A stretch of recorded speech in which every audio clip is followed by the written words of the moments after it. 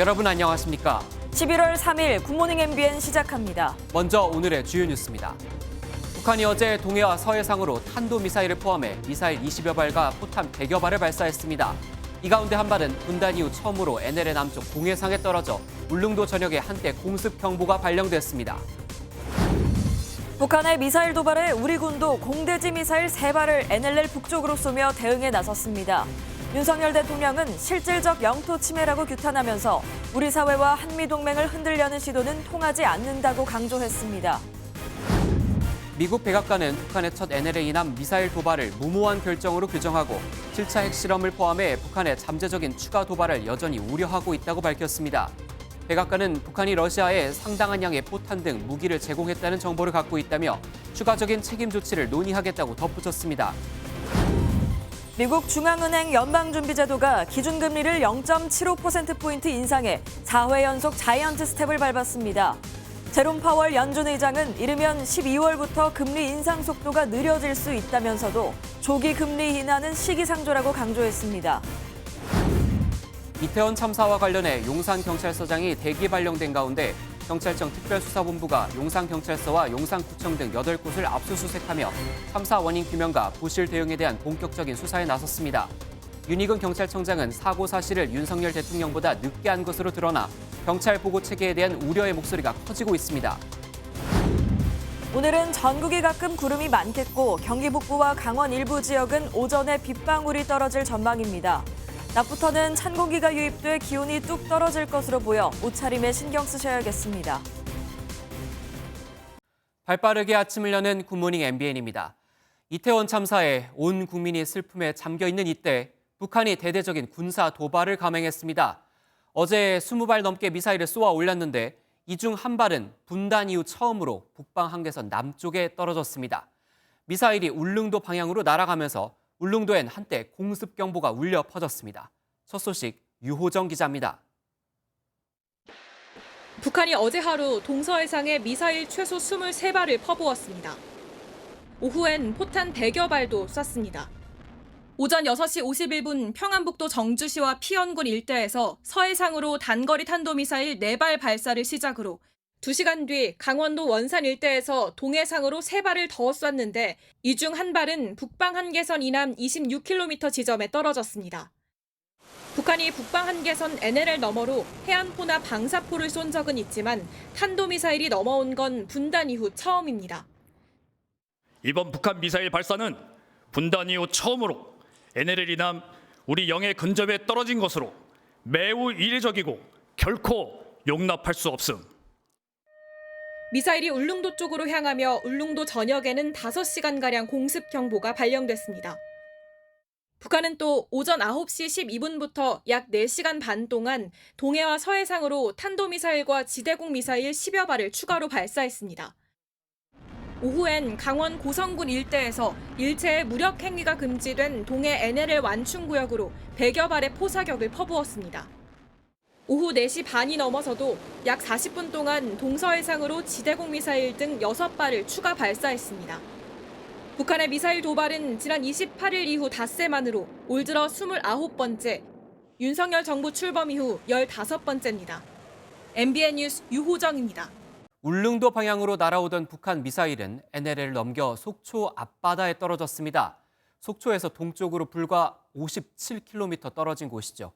육지와 이렇게 가까운 곳에 미사일이 떨어진 것 역시 분단 이후 처음입니다. 만약 북한이 육지를 겨냥해 같은 미사일을 쏜다면 서울 북부가 타격권에 들어오게 됩니다. 이 내용은 정태진 기자가 분석했습니다. NLL 이남까지 날아온 북한의 탄도미사일 한 발은 강원도 속초에서 동쪽으로 불과 57km 떨어진 곳에 떨어졌습니다. 울릉도 서북방으로는 167km인 지점입니다.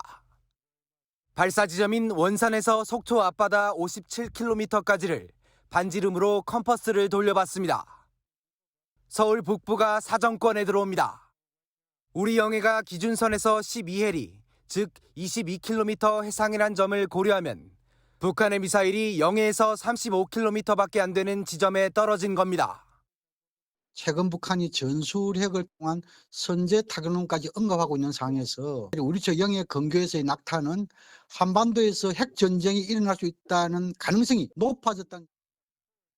한미 연합 공중훈련 등 북한을 향한 한미의 강력한 경고가 이어지고 있습니다.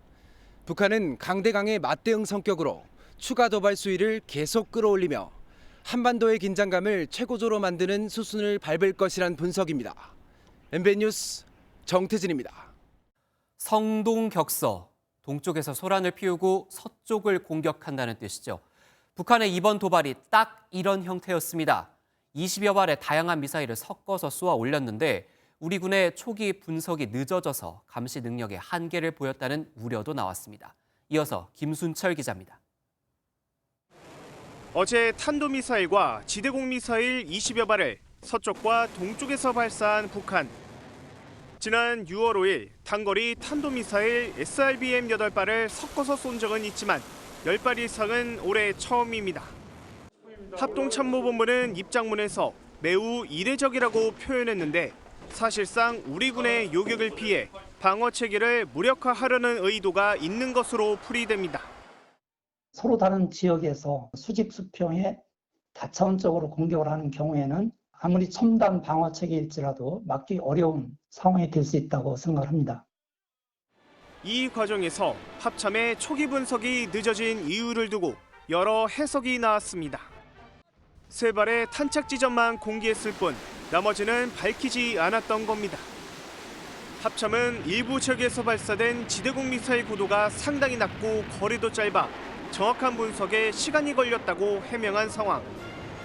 이 때문에 전과 다른 북한의 도발 양상을 두고 군 당국의 분석 능력이 한계를 보인 게 아니냐는 우려도 나옵니다. 북한의 7차 핵실험이 사실상 초읽기에 들어간 만큼 다양한 형태의 도발에도 즉각 대응할 수 있는 대비 체계가 그 어느 때보다 절실한 상황입니다. MBN 뉴스 김순철입니다. 미국은 북한의 도발을 무모한 불법 행위라며 규탄했습니다. 또 북한 핵실험에 대해서도 엄중한 경고장을 날렸는데요. 워싱턴 특파원 연결합니다. 최중락 특파원. 네, 워싱턴입니다. 예, 먼저 북한의 도발에 대한 미국 백악관의 반응부터 전해주시죠. 네, 존 커비 미 백악관 국가안보회의 전략소통조정관은 북한의 영해 도발에 영내 안보를 저해할 수 있다며 규탄 입장을 밝혔습니다. We, of course, condemn these missile launches and the DPRK's reckless decision to fire a missile below the de facto maritime boundary with the Republic of Korea. These launches did not pose an immediate threat to the homeland, to our homeland, or to U.S. personnel. 이는 앞서 미 국무부가 북한의 미사일 발사는 유엔 안보리 결의 위반이며 지역 평화와 안정을 위협한다고 밝힌 것과 같은 맥락입니다. 존 커비 백악관 보좌관은 어제 북한이 7차 핵실험을 할 경우에는 심각한 후과가 따를 것이라고 경고했는데 오늘은 국무부가 이어서 같은 입장을 내놨습니다. Primarily to make clear to the DPRK that should it go forward with a seventh nuclear test, there would be additional costs and consequences. It would earn the condemnation of the world. 네, 백악관이 또 북한이 러시아에 포탄을 제공했다고 밝혔는데 어떤 내용입니까? 네, 오늘 백악관의 북한 관련 브리핑, 핵심은 북한의 한국령의 도발보다는 북한의 러시아 포탄 제공에 맞춰졌습니다. 북한이 러시아에 상당한 양의 포탄을 중동 혹은 아프리카 국가로 위장해 제공했다는 내용인데 직접 들어보시겠습니다. Our information indicates that the DPRK is covertly supplying Russia's war in Ukraine with a significant number of artillery shells, while obfuscating the real destination of the arms shipments by trying to make it appear as though they're being sent to countries in the Middle East or North Africa.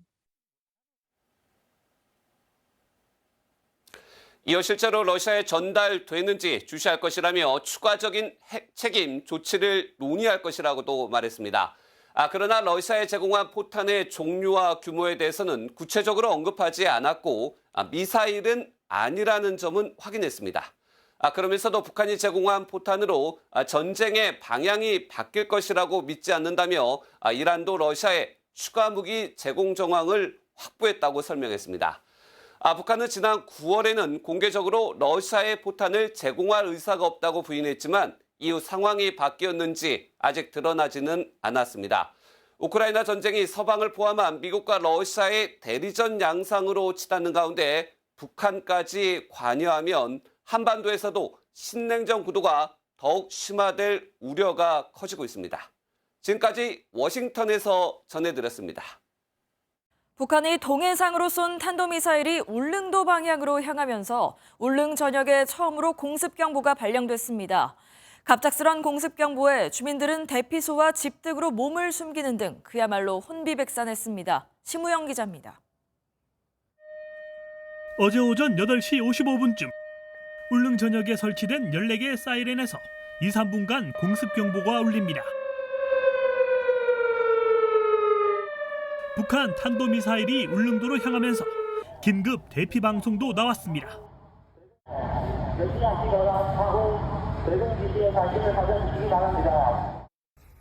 갑작스런 공습경보에 공무원과 일부 주민들은 학교와 마을 해관 등에 마련된 대피소로 급히 이동했습니다. 처음 겪는 공습경보에 주민들은 불안함을 감추지 못했습니다. 사이렌 소리만 듣고 놀란 마음에 일단 다 출근길에 오르는 상황이었습니다. 이제 주민들의 공포감은 말할 것도 없이 이제 상승을 했죠. 대피소를 찾지 못한 주민들의 공포감은 더 컸습니다. 미사일이 떨어지면 육지면은 이렇게 도망이라도 갈 수 있고 뭐 할 수 있는데 그냥 여기서는 그냥 고스란히 당하지 않을까라는 생각? 군청과 경찰서에는 상황을 파악하려는 주민들의 전화가 폭주했습니다. 울릉도를 떠난 여객선이 공습경보에 회항하고 어선들도 대피했습니다. 하지만 일부 여객선은 운항을 계속하는 등 혼란이 빚어졌습니다.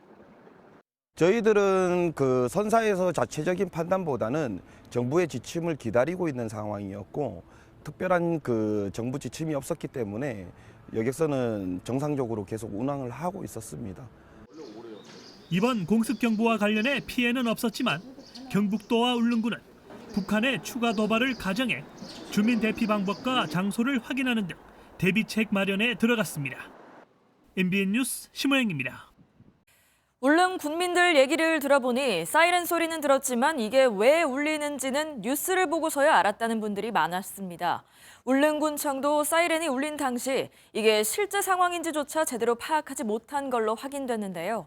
공습 대응 매뉴얼도 없었습니다. 신혜진 기자가 단독 보도합니다. 어제 아침 울릉군 전역에 공습경보가 발령되고 한참이 지났지만 주민들은 왜 사이렌이 울렸는지 알지 못했습니다. 공습 경보를 울렸으면은 주민들은 모르잖아요. 내용을 바로 방송을 해야 되는데 이렇다 저렇다 말이 없습니다. 오늘 방송을 안 하길래 사이렌 몰려도 오늘 민방위 훈련이가 이래 생각했지.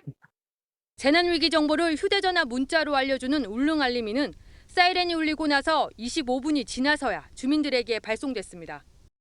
실제 미사일이 끝까지 울릉도를 향해 날아왔다고 가정하면 이미 대량 인명피해가 발생한 뒤에야 정보를 알린 셈입니다. 이러한 중대한 위기 상황이 주민들에게 신속하게 전해지지 못한 데는 이유가 있었습니다. MBN 취재 결과 공습경보가 발령됐지만 정작 해당 지자체인 울릉군청조차 왜 사이렌이 울렸는지 몰랐습니다. 중앙정부나 군에서 어떤 정보도 전달받지 못했기 때문입니다. 원래는 어떻게 이게 경보가 발령되는지 이런 부분은 오류인지 실제 상황인지 그런 전달은 따로 없어서 지역 군부대도 알아보고. 공습경보 초기에 관련 정보가 없어 울릉군이 직접 알아보는 데 시간이 걸렸고 그 사이 주민들은 우왕좌왕할 수밖에 없었던 겁니다. 이번처럼 북한의 공습 상황이 발생했을 때 지자체에서 대응하는 별도 매뉴얼도 없는 것으로 확인됐습니다. 다만 민방위 기본법에 따른 민방위 경보 발령 전달 규정에는 시장, 군수, 구청장은 지역 군부대장에게 발령을 요청받을 때 한다고 돼 있지만 이번엔 군부대가 요청도 하지 않은 것으로 파악됐습니다. 북한의 추가 도발에 대비해 즉각적으로 주민들에게 상황을 전파하려면 구체적인 대응 매뉴얼과 훈련이 필요하다는 지적에 힘이 실립니다. MBN 뉴스 신혜진입니다. 미국 중앙은행인 연방준비제도가 예상대로 또다시 기준금리를 올렸습니다. 한 번에 0.75%포인트를 인상하는 자이언트 스텝을 4차례 연속 단행했는데요. 파월 연준 의장은 금리 인하 전환 논의는 매우 시기상조라면서도 인상의 속도를 조절할 수는 있다고 뜻을 내비쳤습니다. 고정수 기자입니다. 미국 중앙은행 연방준비제도가 고물가를 이유로 또다시 기준금리를 올렸습니다. 3에서 3.25%인 미국 기준금리는 3.75에서 4%가 됐습니다. 6월과 7월, 9월에 이어 전례 없는 4연속 자이언트 스텝입니다. Today, the FOMC raised our policy interest rate by 75 basis points, and we continue to anticipate that ongoing increases will be appropriate. 파월 연준 의장은 여러 경제 지표를 고려하면 최종 금리 수준은 지난번 예상보다 높을 것이라고 밝혔습니다. 내년 기준금리가 9월에 예측한 4.6%가 아닌 5%대도 가능하다는 겁니다. 동시에 파월 의장은 금리 인상의 속도를 조절할 수 있다는 뜻을 내비쳤습니다. It will become appropriate to slow the pace of increases as we approach the level of interest rates that will be sufficiently restrictive to bring inflation down to our 2% goal. 파월 의장은 속도 조절 시기에 대해 이르면 다음 달 회의 또는 그 다음 달 회의가 될 수 있다고 언급했습니다. 향후 금리 인상 폭이 0.5%포인트 이하가 될 수 있다는 뜻으로 여겨지는데 연준은 속도 조절 시기를 다음 달 회의에서 논의합니다. MBN 뉴스 고정수입니다. 미국 연준이 4번 연속 자이언트 스텝을 단행하면서 한미 간 기준금리 격차는 0.75%포인트에서 1%포인트로 더 벌어졌습니다. 한미 간 금리차는 지난달 12일 한국은행이 기준금리를 0.5%포인트 올리면서 0.25%포인트까지 좁혀졌지만 다시 최대 1%포인트로 확대됐습니다. 금리차가 벌어지면서 더 높은 수익률을 쫓는 외국 자본의 유출과 환율, 수입 물가 급등으로 인한 인플레이션 위험이 커졌습니다. 정부는 오늘 오전 추경호 경제부총리 주재로 비상거시경제 금융회의를 개최하고 한미 금리차 확대에 따른 금융시장의 영향과 대응 방안을 점검할 예정입니다. 네, 그런데 경찰만 보고가 늦었던 건 아닙니다. 국민의 안전을 총괄하는 행정안전부 역시 이태원 참사 사실을 뒤늦게 파악했습니다. 특히 이상민 행안부 장관은 소방에 신고가 접수되고 1시간 넘게 지난 뒤에야 보고를 받았습니다. 소방, 경찰 다 행안부 소관인데 행안부 장관이 제일 늦게 알았던 거죠. 강세연 기자입니다. 지난달 29일 오후 10시 15분, 소방에 첫 신고가 접수됩니다. 신고자는 사람이 압사당하게 생겼다며 경찰과 소방을 다 보내달라고 다급하게 도움을 요청합니다. 1분 1초가 급박하게 돌아가고 10시 43분 소방당국이 대응 1단계를 발령합니다. 하지만 이때까지도 행정안전부는 상황을 파악하지 못했습니다. 행안부 중앙상황실에 사고가 보고된 시각은 10시 48분, 소방신고가 접수되고 33분이 지난 뒤였습니다. 소방에 최초 신고된 게 22시 15분, 행안부 상황실로 이제 접수된 게 22시 48분입니다. 심지어 이상민 행안부 장관은 신고 접수 1시간이 넘게 지난 오후 11시 20분에야 사고 상황이 담긴 문자를 받습니다. 문자를 받고 이 장관이 어떻게 사고에 대응했는지 질문하자 사건 발생부터 마지막 환자가 이송된 시각까지 각각 어디서 어떻게 대처했는지 시간별로 설명 부탁드립니다. 행안부는 이 장관이 사고 다음 날 0시 45분에 현장을 찾아 약 45분간 머물렀다고 뒤늦게 해명했습니다. 이후 1시 50분부터 총리 주재 긴급 대책회의와 대통령 주재 회의에 참석했다고 밝혔습니다. MBN 뉴스 강세현입니다. 이태원 파출소에서 근무하는 한 경찰관이 112 신고를 처리하는 현장 대응이 미흡했다는 경찰청장의 발언에 비판의 글을 남겼습니다. 경찰 내부에서도 수뇌부가 책임을 실무자에 떠넘기는 꼬리 자르기라는 말이 나오고 있습니다. 이시열 기자입니다. 이태원 파출소에서 3년째 근무 중이라고 자신을 소개한 경찰 A씨가 내부망에 올린 글입니다. 사고 당일 근무했던 약 20명의 직원들은 최선을 다했지만 몰려드는 인원과 신고들을 처리하기엔 인원이 턱없이 부족했고 기동대 지원 요청도 거절당한 것으로 안다고 말했습니다. 또 그제 윤희근 경찰청장의 브리핑을 언급하며 누구보다 열심히 일한 용산서 직원들이 무능하고 나태한 경찰관으로 낙인 찍혔다며 비판했습니다. 112 신고를 처리하는 현장의 대응은 미흡했다는 판단을 했습니다. 또 윤 청장이 취임 당시 말한 일선 경찰관은 슈퍼맨이 아니며 경찰 만능주의를 극복하겠다라는 말은 거짓말이냐며 꼬집었습니다. 이태원 파출소 직원들도 우려의 심정을 표했습니다. 이렇게 가만히 있다가는 정말 소리 달리기 식으로 그냥 달려나갈 꼴이에요, 저희들은. 근데 정말 억울한 상황이고 하니까요. 다른 SNS에도 비슷한 글이 올라왔습니다. 경찰관 B씨는 경찰청장이 현장 책임론만 언급한 건 정말 실망스럽다며 지휘부의 판단이 미흡했다고 지적했습니다. 이태원 파출소에서 근무했던 경찰의 가족이라고 밝힌 C씨는 현장 경찰도 트라우마를 치료받아야 할 텐데 징계 압박 속에 잠을 못 이룬다고 말했습니다. 서울 용산경찰서에 대한 고강도 감찰이 진행되고 있는 가운데 경찰 조직 내부에서도 책임 소재를 떠넘기는 것이 아니냐는 목소리가 나오고 있습니다. MBN 뉴스 이시열입니다. 이태원 참사 당시 경찰의 늑장 대응이 드러나자 민주당은 비판 수위를 높이며 이상민 행안부 장관과 윤희근 경찰청장의 파면을 촉구했습니다. 국민의힘은 한껏 몸을 낮추며 응당한 책임을 묻겠다고 밝혔습니다. 김태림 기자입니다. 이태원 참사 당일 112 신고 녹취록이 공개된 뒤 열린 첫 아침 회의에서 이재명 더불어민주당 대표가 작심 비판에 나섰습니다. 책임자인 이상민 행정안전부 장관과 윤희근 경찰청장을 파면해야 한다는 주장입니다. 책임을 덜어내기 위해서 사건을 축소, 은폐, 조작하는 것은 결코 용서받을 수 없습니다. 법사위에서도 정부를 향한 공세를 이어갔습니다. 대검찰청에 이태원 참사 관련 대책본부가 구성된 만큼 한동훈 법무부 장관을 상대로 현안 질의에 나서야 한다는 건데 국민의힘이 반대해 결국 파행했습니다. 현안과 관련된 얘기는 하지 못하겠다. 이렇게 말씀 주시는 건 저는 무책임하다고 생각합니다. 지금은 사실은 어떻게 하면 선생님 추궁의 시간이 아니고 추모의 시간이라고 그랬어요. 국민의힘 지도부는 112 녹취록 파장을 고려한 듯 몸을 한껏 낮췄습니다. 정부, 여당의 무한 책임을 강조하며 정부 책임론도 일부 수긍했습니다. 충분한 현장 조치가 왜 취해지지 않았는지 그 원인은 반드시 밝혀져야 합니다. 그리고 응당한 책임을 물어야 합니다. 다만 책임자 파면 등 인사조치보다 사태 수습과 피해자 지원이 우선이라고 거듭 강조했습니다. 대통령실은 누가 얼마나 무슨 잘못을 했는지 철저한 감찰과 수사 진행 상황을 지켜볼 것이라며 신중한 입장을 보였습니다. MBN 뉴스 김태림입니다.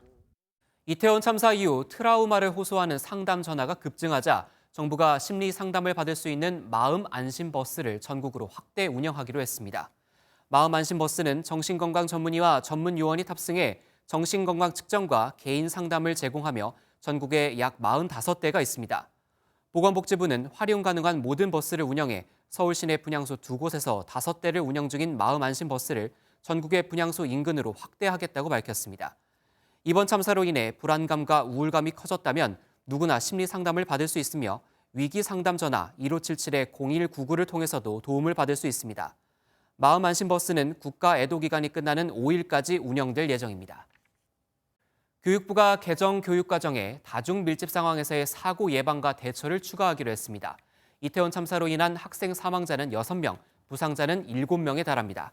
교육부는 유사한 상황이 발생했을 때 학생들이 대처할 수 있도록 심폐소생술 등 응급처치와 다중 밀집 장소에서의 안전수칙 등이 포함될 예정이라고 밝혔습니다. 또한 찾아가는 안전체험 교육과 어린이 재난안전훈련을 확대하는 등 체험 실습형 안전교육도 확대할 방침입니다. 이번 주 들어 코로나19 확진자 수가 크게 늘었습니다. 이틀 연속 5만 명을 넘겼는데 방역당국은 유행이 증가세로 전환됐다고 보고 위험도를 한 단계 높였습니다. 박은채 기자입니다. 코로나19 신규 확진자 수가 5만 4,766명으로 이틀 연속 5만 명대를 기록했습니다. 지난주 평균 3만 명대였던 신규 확진자 수가 급증한 겁니다. 위중증 환자도 크게 늘었는데 22일 만에 환자 수가 300명대로 진입했습니다. 방역당국은 유행이 증가세로 전환됐다고 보고 전국 코로나19 주간 위험도를 낮음에서 중간 단계로 올렸습니다. 최근 가을이 축제도 많고요. 대면 접촉의 증가들이 하나의 요인으로 얘기가 될 수 있을 것으로 보이고요. 백신 그리고 감염으로 인한 그 면역이 꾸준하게 감소를 좀 해가고 있는 추세입니다. 그래서 미국과 유럽 등 해외에서 증가하는 BQ1, BQ1.1과 같은 오미크론 신규 변이의 국내 발생도 늘고 있습니다. 다만 신규 변이가 우세종으로 올라올지는 추이를 지켜봐야 한다는 게 방역당국의 설명입니다. 이런 가운데 변이에 대응할 백신의 접종률이 매우 저조한 상황이어서 방역당국은 겨울철 추가 접종을 해달라고 적극 권고했습니다. MBN 뉴스 박은지입니다. 지난해 1월 제주 신화월드의 카지노에서 발생한 145억 원 도난 사건의 피의자 중 한 명이 체포됐습니다. 중국인 피의자가 자진 입국한 건데요. 사건이 발생한 지 1년 10개월 만에 수사가 탄력을 받을 걸로 보입니다. 김태영 기자의 보도입니다. 지난해 1월 제주 랜딩 카지노에서 보관하던 현금 145억 6천만 원이 사라져 경찰이 수사에 나섰습니다. 당시 경찰이 밝힌 주요 피의자는 카지노에서 자금을 관리한 50대 말레이시아 국적 임원과 이를 도운 카지노 에이전트 업체 직원인 30대 중국인 A씨. 이 중 A씨가 어제 아랍에미리트 두바이에서 인천국제공항으로 자진 입국하면서 경찰이 A씨를 체포했습니다. 사건이 발생한 뒤 경찰은 카지노 내에 다른 금고에서 사라진 돈 일부로 추정되는 85억 원을 찾아냈고 추가로 49억 원가량도 발견했습니다. 이후 경찰은 피의자들의 신병이 확보가 되지 않아 지난해 10월 수사를 중지했지만 A씨를 체포하면서 1년여 만에 수사에 속도가 붙을 것으로 보입니다. 아직 말레이시아 임원과 10억 원을 환치기 수법으로 해외 송금한 혐의를 받는 중국인 공범의 행방은 알려지지 않았습니다. 경찰은 A씨의 자진 입국 사유 등을 조사하고 나머지 피의자들의 신병 확보와 사건 경위 파악에 주력할 계획입니다. MBN 뉴스 김태형입니다. 한국 시리즈 2차전에서 SSG가 키움을 꺾고 승부를 원점으로 돌렸습니다. SSG의 화력이 돋보인 한판이었습니다. 김태일 기자입니다. 1차전 역전과 재역전을 거듭하며 타격전을 이어간 SSG와 키움.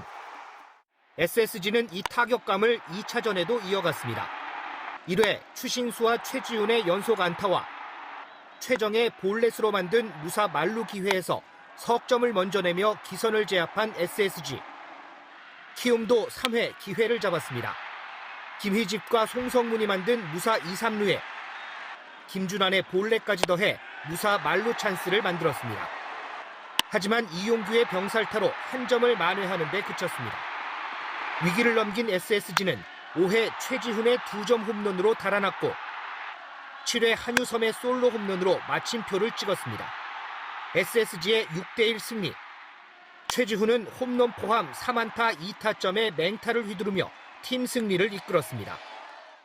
수비에서 이틀 연속으로 너무 안 좋은 모습을 보여줘가지고 개인적으로 조금 마음이 무거웠는데 그래도 조금 만회를 한 것 같아가지고 어느 정도 좀 마음이 안정된 것 같습니다. 마운드에서는 선발 폰트가 시속 153km의 강속구를 앞세워 7이닝 동안 단 한 점만 내주는 역투를 펼치며 승리 투수가 됐습니다. 시리즈 전적 1승 1패. 균형을 맞춘 양팀은 오늘 하루 전열을 재정비하고 내일 고척에서 3차전을 이어갑니다. MBN 뉴스 김태일입니다. 오늘 아침 평년 기온을 웃돌며 크게 춥지 않은데요. 하지만 낮부터는 북서쪽에서 찬 공기가 유입되면서 기온이 뚝 떨어지겠습니다. 오늘 서울의 낮 기온 12도로 어제보다 6도가량 낮겠고요. 내일은 서울의 아침 기온이 0도까지 내려가겠습니다. 여기에 찬바람까지 강하게 불면서 체감 온도는 영하 2도까지 뚝 떨어지겠는데요. 추위 대비 잘해주셔야겠습니다. 오늘 전국적으로 미세먼지 농도는 보통 수준을 보이겠지만 충북과 광주, 대구는 오전 한때 일시적으로 농도가 짙게 나타나겠습니다. 오늘 전국 하늘에는 구름만 가끔 지나겠고요. 영서 북부 지역은 오전부터 낮 사이 빗방울이 떨어지거나 눈이 날리겠습니다. 또 아침까지 내륙을 중심으로 가시거리 1km 미만의 안개가 끼겠는데요. 출근길 교통안전에 유의하셔야겠습니다. 이 시각 현재 기온 보겠습니다. 서울 7.4도, 강릉 12.6도, 대구는 5.9도로 출발하고 있고요. 낮 기온은 서울 12도, 대전 16도, 대구와 광주는 19도로 어제보다 2도에서 6도가량 낮겠습니다. 추위는 일요일부터 차츰 누그러질 전망입니다. 내셨습니다. 뉴스 마칩니다. 내일 아침 7시에 또 뵙겠습니다. 고맙습니다.